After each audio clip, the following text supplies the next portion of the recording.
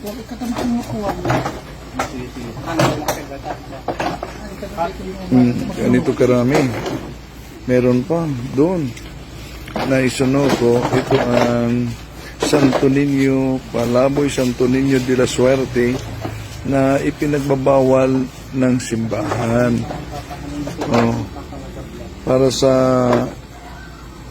information ng lahat, ang nagsimula dito, isang babae na umano'y mapasukan ng Santo Niño.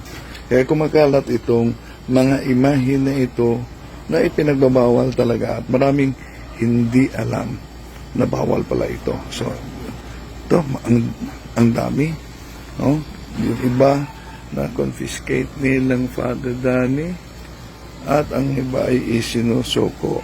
Kaya sa mga kapatid nating mga nanonood na merong ganito, so isuko nyo yung mga Santo Niño de la Suerte, Santo Niño Palaboy, ang dami, no?